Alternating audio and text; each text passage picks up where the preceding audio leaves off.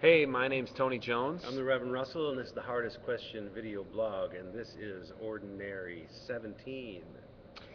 So Russell, I think it's funny that last week we were bemoaning Yes. the lectionaries cut and paste Yeah. kind of housekeeping week, and now for some reason, we get the Johannine version, Yeah. even though we're in the year of Mark. So last week they had the introduction and the following of the feeding of the 5,000. They cut that out Right. from Matthew's version. Now this week, guess what? The We Johannine version. We get the feeding of the 5,000. Which they must have thought was a better version. I think they Because are. it's the year of Mark. Year Right. B is the year of Mark. And Mark has that story. Both of them. I Both these know. pericopes. Yeah. The feeding of the 5,000 and the walking on the And water. so that's another thing. This week, last week they gave us nothing. This week we get the walking on the water and the feeding. Of the Yeah, those are 5,000. two sermons. That's Yeah, two sermons. That's two sermons. And last week you were trying to deal with this introduction to a pericope. Yeah. Yeah. Very weird. Very weird. Well, here's I think you and I have assumed over these years of making these videos that our viewership tends to be on the more progressive side, Yeah, I think right? that is the operating assumption. Yeah, and I think that's probably fair to assume. And so here's my hardest question for this week for you. These two miracles, particularly the feeding of the 5,000, Yeah.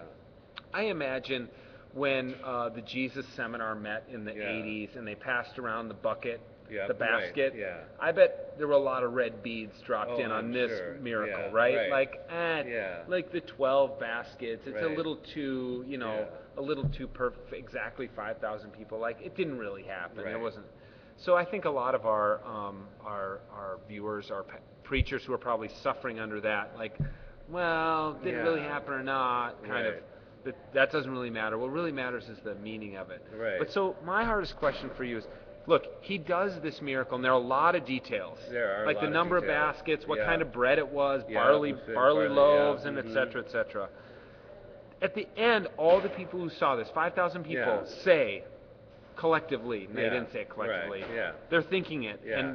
and John is seeing their thoughts. Mhm. This is indeed the prophet who has come into the world. Right. Like, something about that miracle turned yeah. people. Yeah. And so I sometimes think that these days, when we're quick to say, like, oh, look, it's kind of mythology, Yeah, and like, right. what does the 12 baskets really mean, Yeah, and da literally. Like, the point that John seems to be saying is, people saw this go Yeah, down, and right. then they're like, he's the man. Right. So what is it? So the miracle, Yeah. like, makes him special. Well, yeah, but he. You I know? mean, of course, Jesus is very mystical in John, but Yeah. here, just very clearly, at the beginning when Philip says, "How are we going to feed all these people?" And Jesus kind of poses this question, like, "Well, what are you going to do about it?" Yeah. And then the text says, he asked him this to test them because he already knew what he was going to do. Like he had some. Right. He had He this had the miracle plan, yeah. planned out. Yeah. And then this whole thing ends so mystically too, like when he's walking on the water and they see him, they're afraid, and then they recognize it's him, and they're going to tell him to get in the boat, and then John says, but all of a sudden, immediately they were at the shore. Yeah. Yeah, like Magic. This is magic Jesus here, and like I think you said that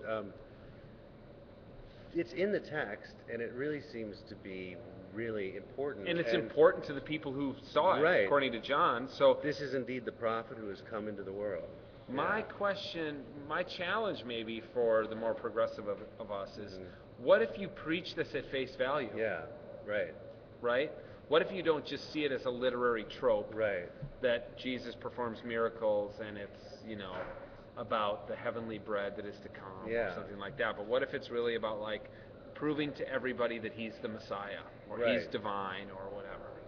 Yeah, and so I think that seems great, and I think allowing for the possibility of miracles. I don't even want to say allowing for the possibility of miracles. I like miracles. But it does. I think you do have to say, like, wow, okay, Jesus